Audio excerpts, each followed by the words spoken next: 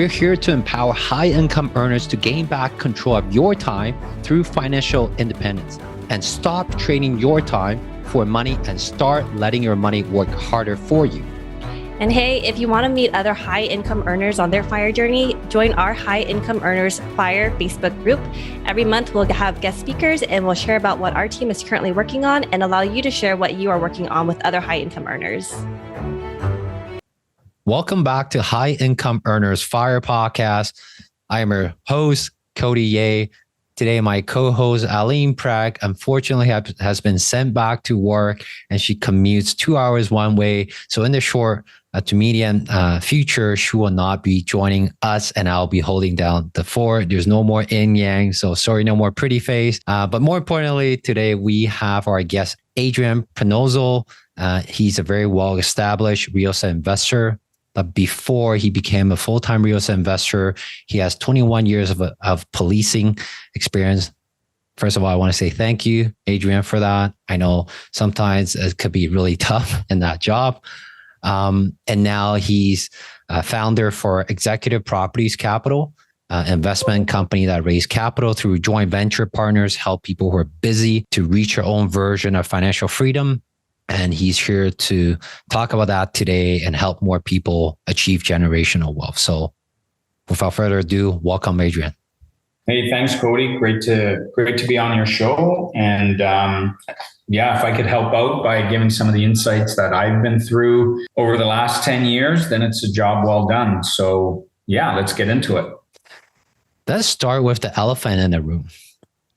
What has changed over the past 9 months since February, since the rates start hiking, since some of the residential stuff and around Toronto has dropped, but commercial, because the rent is strong, so really hold steady. So what has that changed over the last 9 months? Yeah, so obviously, no secret, it's definitely affected our cash flow.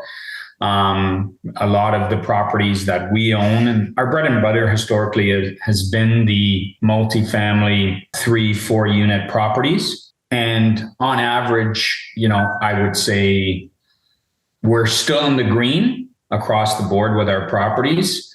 But cash flow has taken a significant hit, probably to the tune of, we're probably still hovering around $200-$300 a month positive cash flow across our properties.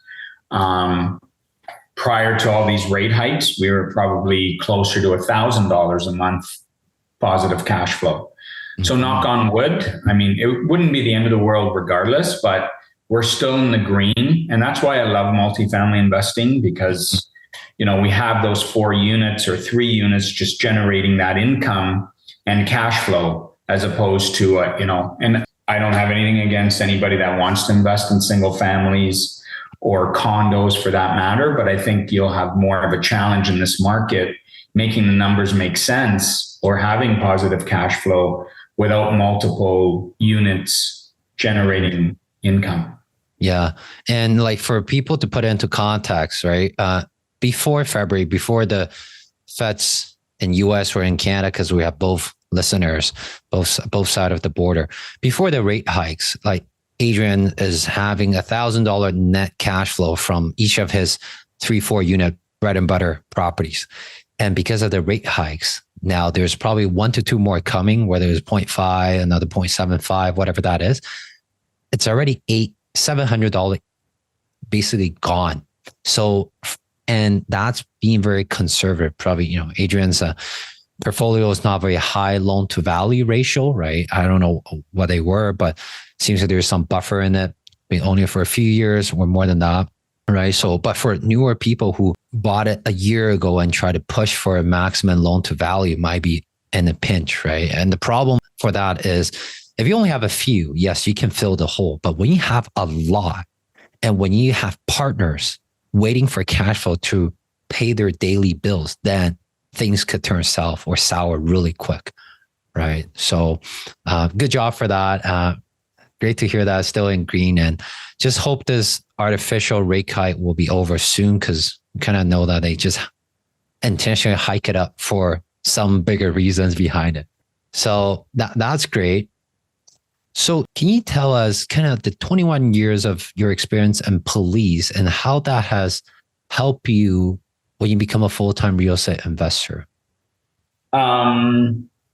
First and foremost, it's made me a people person. And I know that's kind of cliche with police, but I've gotten the opportunity to work with, or not work with, but get to know all different walks of life, right from the very top to the very, very bottom. And, everything in between, from great people to the worst criminals in the world, sort of speak. And it's really enabled me to be able to carry conversations with people, talk to people on their level, be it high, low, medium, whatever it may be, and really learn how to adapt to different personalities in order to create positive interactions with different walks of life, be it the very wealthy or the very poor. But regardless, every person, provided they're good people, regardless of their wealth, should still be treated with respect, obviously. But overall, it's made me very adaptable to different walks of life and personalities. It's also given me the power of negotiation. I was fortunate enough while I was with the police department to enroll, or the police sent me on various negotiation courses. And that's an art in itself, I think, with real estate and negotiating deals, negotiating conversations with potential off-market sellers, which come across our desk all the time. How do you negotiate those deals to obviously come out on top and create that positive interaction with that particular seller, and other investors and whatnot? So overall, it's just really, it gave me a head start, really in being confident in my conversations with all kinds of different people. Do you have a framework when you go in for negotiation, just for fun? I start off by listening a lot, and then depending on, and I try to find out what is the other person's goals, what's motivating them, obviously, and what motivates them or what excites them in this particular deal or this particular transaction or this particular property. Everybody has wants and needs and goals. So if you try to get into their framework and mindset of what's motivating them in this particular deal or partnership for that matter, and then think about how you can create a win-win where some of their items are being accounted for, some of our goals are being accounted for, and having that flexibility, right? If nobody budges in a negotiation, well, you're not negotiating and you're probably not going to have a great outcome. But if everybody, has a little bit of negotiating and give and take, and it's up to us as the leaders of negotiation to find that piece and then work with that and create a win-win. And that's why we've been pretty successful in securing a lot of deals, off-market deals, so on and so forth, with sellers, and to deal with us as opposed to listing the property on the market and so on and so forth. I think that whole angle, mindset has helped us over the last several years. That's really good for people to understand, because I take a lot of sales calls. I raise capital, also starting to raise capital for charities as well. It's all different levels of conversation. Everyone comes in with different goal, right? At the end of the day, everyone is selfish, right? What can you do for me, right? That's really the first question. That's why Adrian listens a lot, because you try to understand what they want first, right? And then once you can relate, the people will start opening up, right? So that's really a key point. And then from there, of course, the more experience you have, the more you can build the rapport from there.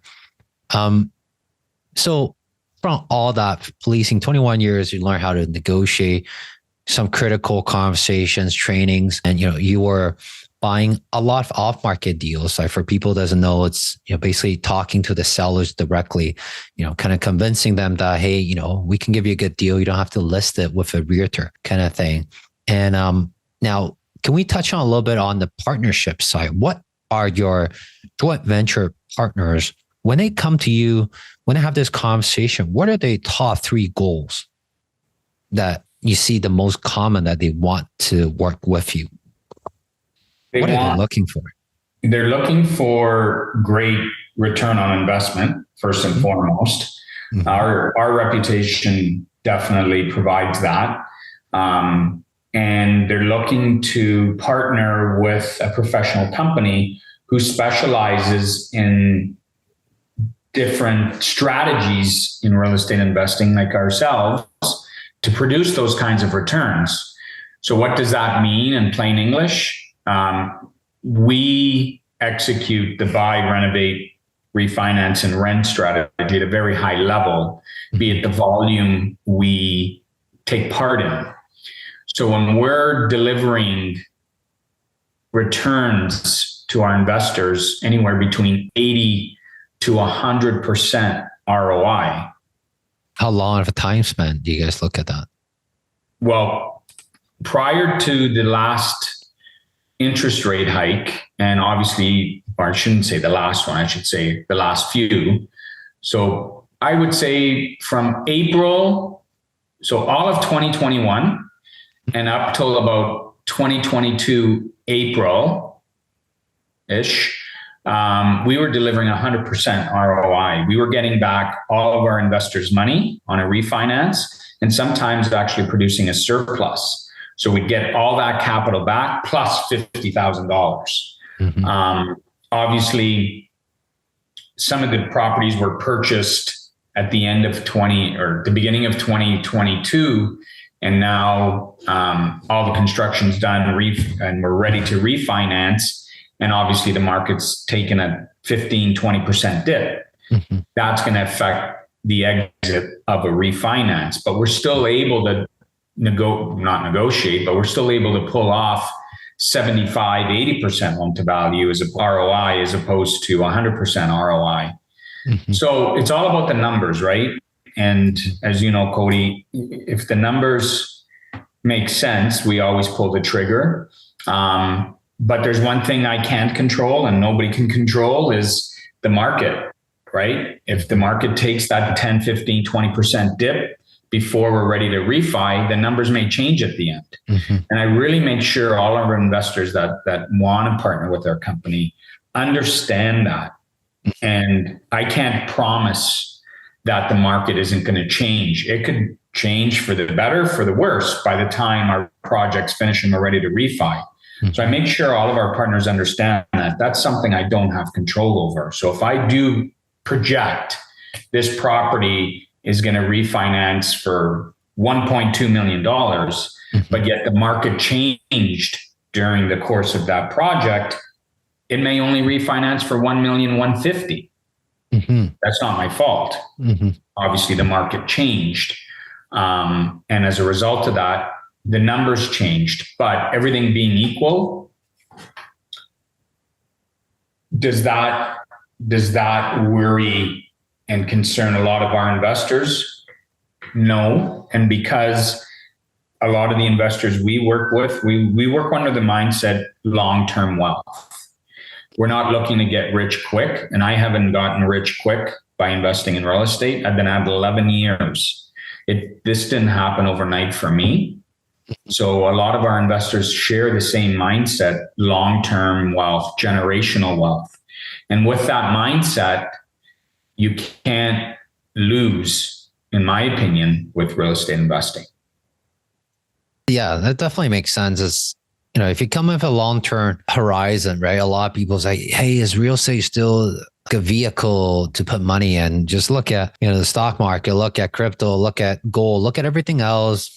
Real estate, in Toronto, around Toronto area, dropped, let's say 10 to 30% from the all-time high. And there's other assets that drop more, right? And US, again, real estate is very localized, so I'm not going to comment on how much it dropped. In certain city is all different, right? But it's still a necessity, right? There's still more people. There's still strong supply and demand. We don't have to talk about the economy 101 up here, right? But I want to ask you this question, though, Adrian. If you have your crystal ball for 2023, what do you think will happen? I think the bulk of the price reductions has happened. There may be another 5% correction, give or take. Do I think we're going to, drop another 20%? No. That if I had a crystal ball, no, I don't foresee that. Mm-hmm. I think possibly, maybe 5% or so we may see with the beginning there or the first quarter of 2023, mm-hmm. given, as you said, the predicted 2 other rate hikes that are still forthcoming. I think that'll make a bit of a change. Mm-hmm. And I think by the end of 2023, beginning of 2024, everybody, and again, nobody has the crystal ball, but everybody's, and I'm part of that, everybody that's predicting, rates will start to come down. And you mean by the end of 2023? Yeah, end of 2023, fingers crossed. And obviously once rates come down, prices are going to start to go up. And when prices start to rebound and go up, historically, they really go up with a vengeance and supersede where they were prior to. Mm-hmm. So that's what I'm waiting for. Like if, again, I have the mindset where real estate, you have to ride the wave, good and bad. You know what I mean? Good and bad, ride the wave long term.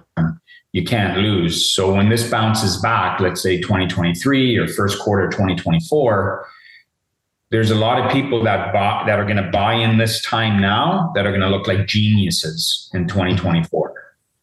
I think there's a lot of opportunity around the corner in 2023 to get some crazy deals. Mm-hmm. And I think people that do that are going to look like geniuses down the road.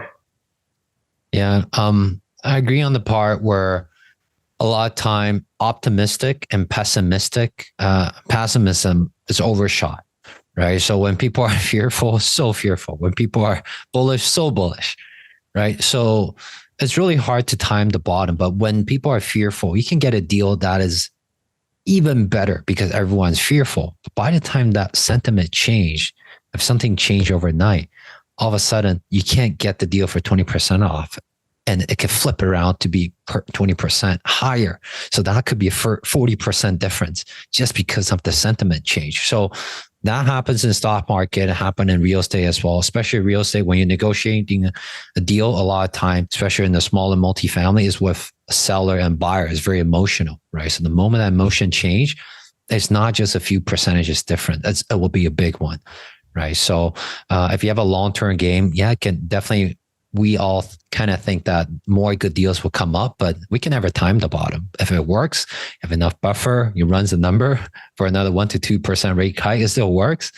Hey, it could work out in the long term, but just make sure you know your numbers well and don't just buy for the sake of buying, right? Look at it this way too, at the end of the day, let's say you're able to buy something first quarter of 2023 for potentially $100,000 less than you would have purchased that property in January of 2022, right? Mm-hmm. So let's say you bought it, you're going to buy it for $100,000 less, but every month you're going to be, and this is kind of how I try to educate some of our partners. Let's say you're in the red, $300 a month by making that purchase with today's rates. So 300 times 12 is 3,600. And let's say you're going to hold that, and before things turn around, it's going to be 2 years. 3,600 times 2, that's $7,200 in the red, hypothetically. But you saved $100,000 on the buy. Do you see what I mean? And there's so many people that are talking this way.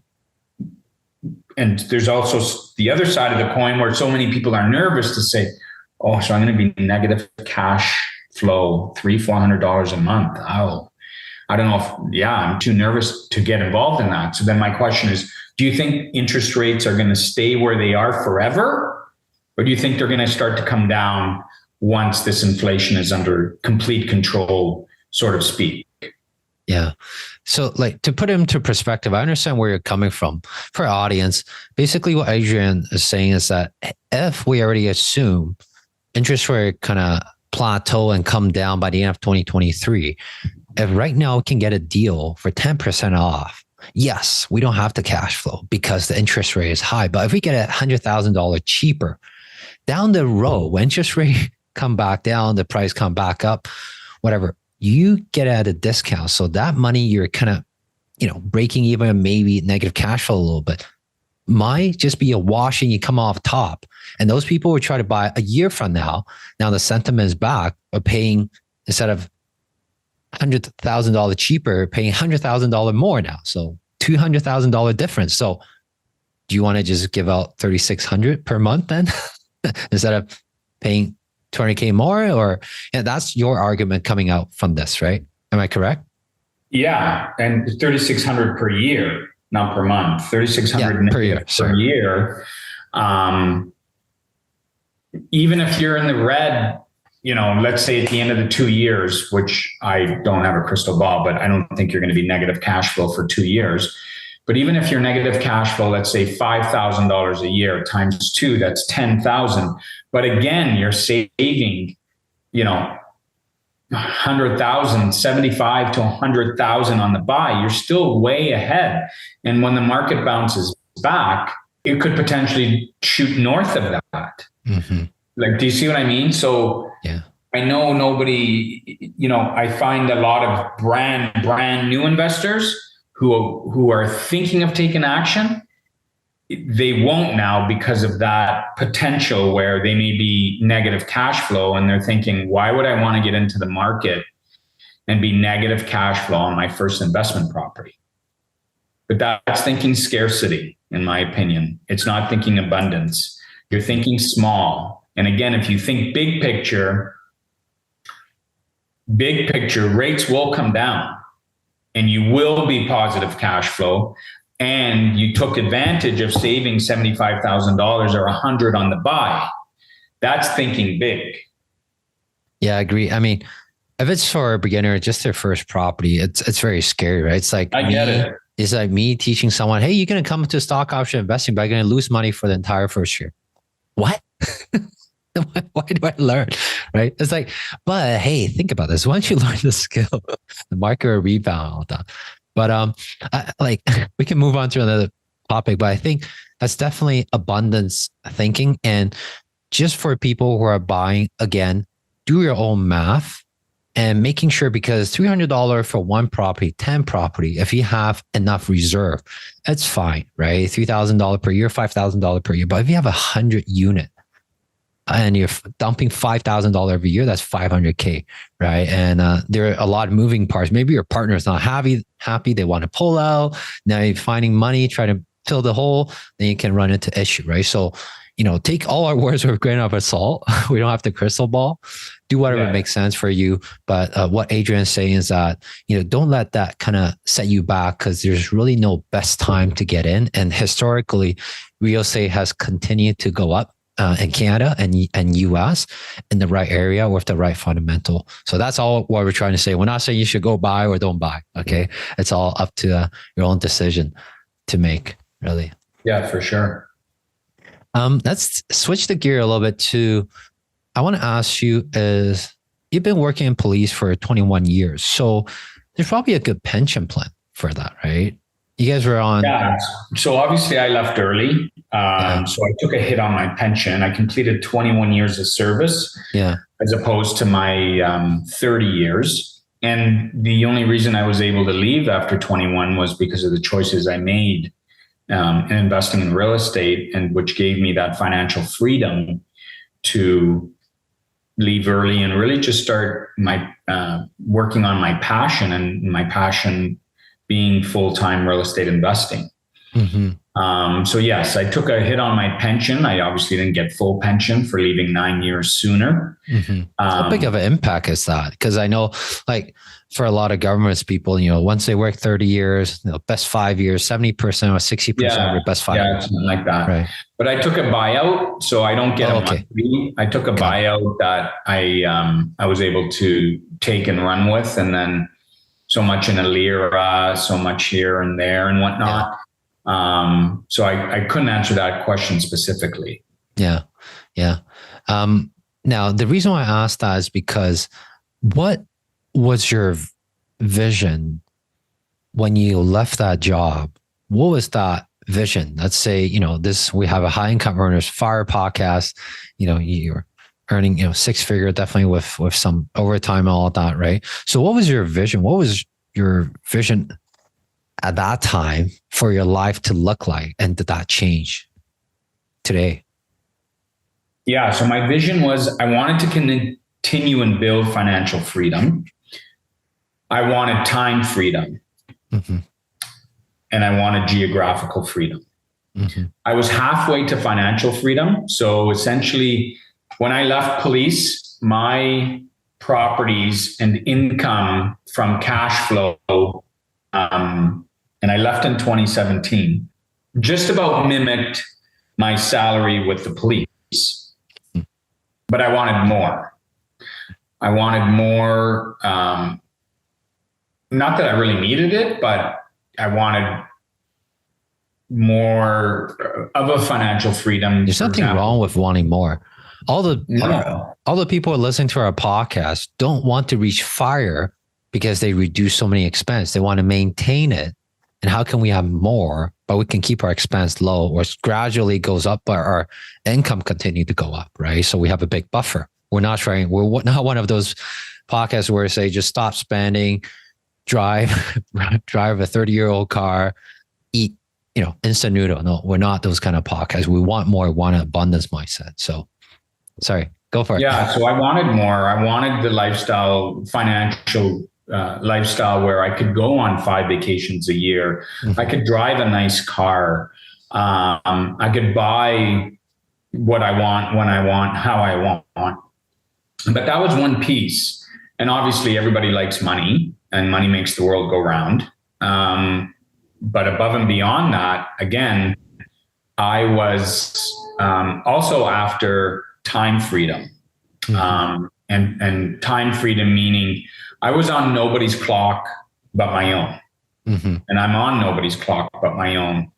And that's the power real estate investing gave me, not only the financial part, but the time part, where I walked away from $110,000, $120,000 a year job, full pension, benefits, the whole 9 yards. But I reported for duty and I worked all these crazy shifts. Mm-hmm. And now I work on my own schedule. I want to work today. I work today. I want to jump on a plane tomorrow and go down to the Caribbean and work off my laptop in the Caribbean. I can do that like that. I don't have to ask anybody, hey, can I go on holidays this week or that week and book my holidays and get permission from my supervisor? Mm-hmm. So that time freedom, I've achieved as well. And that was one of my goals when I left police. And then geographical freedom, meaning I could work anywhere. Real estate investing is always making money, over long term. So I could work anywhere in this world, like yourself, Cody. You just need a laptop and a phone. And we have boots on the ground. Let's say I have other investors / realtors, boots on the ground that will preview stuff for me and bring me stuff, and I'll run numbers, and I could be in the Caribbean running numbers and underwriting deals. And that's geographical freedom. And that's what I wanted too. And real estate investing has been able to give me that. So. Yeah. Right. And hey, time freedom, geographical freedom, no boss. We're aligned on that. And I'm sure a lot of people listen to our podcast is looking for that. You might not be there yet.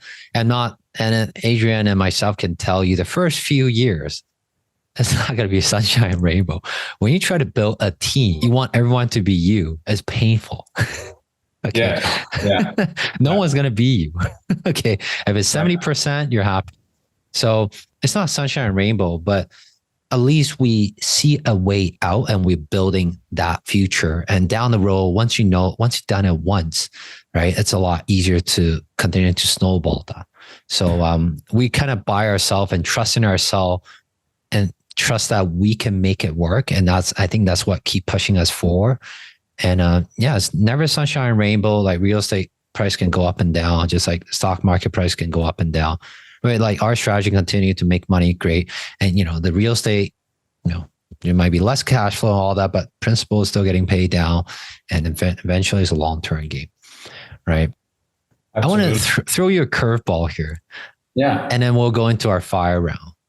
What is the worst moment since you quit your job, 2017? What's that worst moment since you go full-time in real estate? What's that worst moment? Almost make you want to go back to for leasing. So it was years ago. So I left in 2017. So it was right around, shortly after I left, we were starting to get some great traction in joint venture partnerships and attracting a lot of high net worth individuals to partner with our company and buy real estate together. And at that time, I hadn't started our construction company.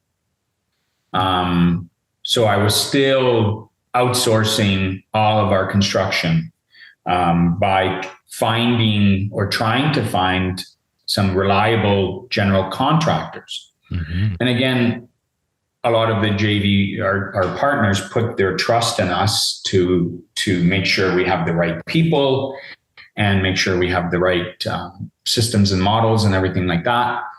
So I ended up hiring this general contractor to take on this project. Long story short, got burned really bad with essentially taking our money and not finishing the job and going way, way over time.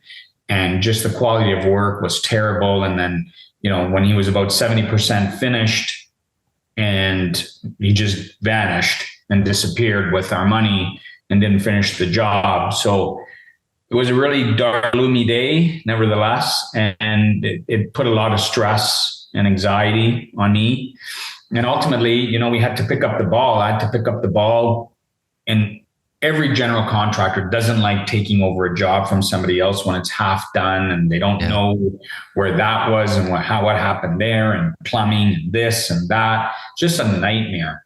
So the project sat for probably a month and a half, almost 2 months before I could finally source, a reliable general contractor to come in and pick up the ball and essentially finish the project, which ended up losing time and then ended up paying more because they wanted X amount of money. And meanwhile, we already paid the first guy, and just obviously that reflects on us and our reputation. And I really took it personally, and it was just kind of like, oh, geez, is this what it's going to be like, moving forward now? When you get burned like that, it stings pretty bad. And then you really learn a lot. You really learn a lot from an experience like that. So ultimately, it was a real setback mentally, emotionally. And obviously that relationship, there was a lot of damage control needed with our joint venture partner, although you can only say so many times it's not your fault. But I hired this person who actually came recommended from another investor, but that's another whole other story. Mm-hmm. So ultimately it was kind of like a big light bulb went off after that. And I persevered. We got it done with minimal damage. But I learned from that experience. And you know what they say, when you fail forward. Mm-hmm. And you learn from your mistakes and you put that experience in your toolbox. And that ultimately led me to starting up our own construction company. Mm-hmm. For more so than anything else, peace of mind. Mm-hmm. Because I said to myself, I'm never going to, be taken advantage of like that again and fall short like that again. And how can I do that? By starting our own company and having all these professional people in-house who work with us and only us. per se, and never get burned like that again. So that was my takeaway from that. Yeah, that's a really great takeaway. Again, a lot of people don't have T4 contractors, but if you want full control where they are, want to prevent them from job hopping, you have to go through the painful route, and you have to, hire 10, fire 5, keep 5, or even keep less, right? And then keep going through that churning rate, right? But a lot of people just can't take it, right? And it costs a lot of money too when you go through that. So, yes, a lot of things to learn. Yes. Anything else you want to mention before we go into our fire round with 5 quick questions? For the new people out there, you really, my best advice for you is to surround yourself with proven people who have had the results that you want. Your, I guess, power team per se is so important in the real estate investing world. Ask a lot of questions, ask for references, ask for, examples of projects they've taken part in. And, if they're the real deal and they can produce what they say they can produce, it shouldn't be a problem giving you all that information. And once you have all that information, guys listening out there, you have to take action. You have to take action. Because had I not taken action 11 years ago, I would still probably, I know for sure I'd still be driving a cruiser and, working night shifts and this and that. And, I wouldn't have the freedom that I have today, even though I admit, yes, I was terrified. I borrowed everything I had to get started.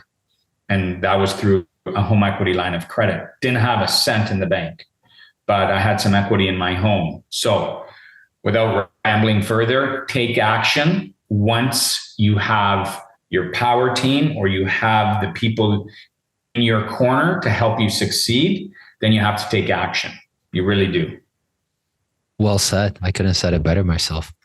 Okay, are you ready for the fire round? Let's do it. If you become a billionaire tomorrow with the B, what will your day look like? Travel the world.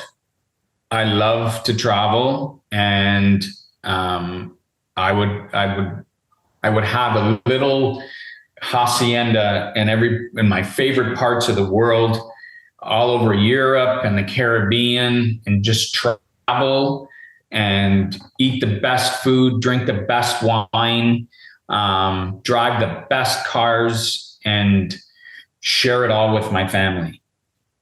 Yeah, just off the record. Well, maybe I should have said this on this podcast, but we're looking at a G-Wagon for people who want a luxury car. The next 6 to 8 months, the luxury market will probably crash even more. So it could be a good time to get in. So if it's a car that, G-Wagon is kind of like a status symbol, whatever, but the most important thing for me is that holds value really well. So I can drive it for free. I can buy it for maybe 120K if I negotiate. And then once the economy come back, it will become 150.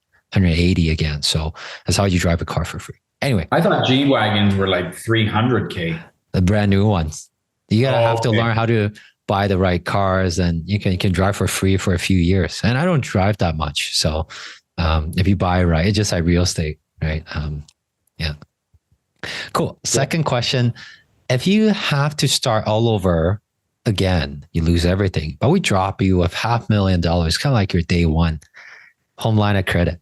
$500,000. What would you start? How would you start over? So when I started by buying turnkey properties. Didn't know anything better about the BRRRR strategy and all this kind of stuff. If I had 500,000, I had to start right from the beginning again. Yeah, right now. You lose everything, drop you $500,000. Start over. I would start again, but I would start from day one, looking for the best buy, renovate, refinance, and rent investment property. And why? Because that strategy enables me to take that 500, put it in, refinance, take it out, go to the next. Mm-hmm. In, out, on to the next. And in comparison to the, buying turnkey, you put your 20% down and your money's that 20% is in that property until maybe the market, continues to climb over the course of 2-3 years. Then you're able to refinance and that property went up 150,000. Okay, I'm going to refinance, take the equity out. The buy, renovate, refinance just allows you to do that a lot quicker and circulate that capital. And that's how I've been able to build that portfolio too, is to circulate that capital, money in, money out. So to start all over tomorrow, the only thing I would change is I wouldn't buy turnkey again. I'd just buy, properties that need renovations, and ultimately we can force that appreciation in that property. Mm-hmm. Well said. Well said. The next question, if you're a podcast host, I know you're a podcast host. If you can interview anyone, who would you want to interview? Could be alive, could be deceased. Who would you want to interview? Grant Cardone. Grant Cardone. He's an idol of mine. And for those of you who know his story too, where he started with nothing, he was a drug addict, on and on and on. And to what he's been able to achieve is incredible. And he is he would be in the investing world, he would be my idol. So if I could interview him or someone, it would be him. Gotcha. I'll let you know when I get his phone number. All right. What are other ways that you give back currently or planning on? So a lot of times I engage in different investors and I give back, even if they don't want a joint venture, even if they don't want us to help them find a property. I've spent hours on the phone with other typically they're new investors who, have reached out by phone, email, this or that, and in-person meetings, coffee meetings. I've spent hours just over the phone telling people great advice, in my opinion, stuff that's worked for me and that they can put in their toolbox and can work for them and expect nothing in return. And I've done that because I want to see them succeed to the same level that I've succeeded if I can cut out maybe a few of their mistakes per se, by listening to me and some of the things I've learned and want nothing in return. I think I've given back and helped them achieve some of their financial goals by investing in real estate. That's great. That's great. And where can our audience find more about you? All over the place. We're all over social media. So Executive Properties Capital, LinkedIn, Instagram, Facebook, you name it, we're out there. Very easy to find. Google my name, Adrian, and my last name is P as in Peter, Annozzo. YouTube. We're all over the place. Send me an email, Adrian, Adrian at investwithepc.com. There we go. Yeah, you guys have it all. Again, I want to thank you for coming on, Adrian. I know this one's quite last minute. Both of you and I have to figure this out. No, it worked out. We've been trying to connect there for a few days. So no, it worked out. That's great. Yeah, I have another interesting interview later on. That'll be on someone's kind of round table thing called Unblinded. It'll be, hosted by, I think, Sean and Bella in US. Oh, that's very interesting as well. Again, I want to thank you for your time, Adrian. This has been a blast to me. And then if my audience, you guys want to reach out to Adrian to learn more about his joint venture and BRRRR strategy and small multifamily and also some big multifamily as well, you guys know where to find him. Okay. Thanks a lot, Adrian. Cool. Thanks, bud. All the links mentioned in this episode are included in the show notes. And if you love this episode, please leave us a rating and review on Apple iTunes. The link is also included in the show notes. And we would really appreciate your help in spreading the word to more high income earners on how they too can maximize both their time and money. Also, if you still haven't joined our High Income Earners Facebook group, you are missing out on High Income Earners community where we help each other reach our own version of FIRE.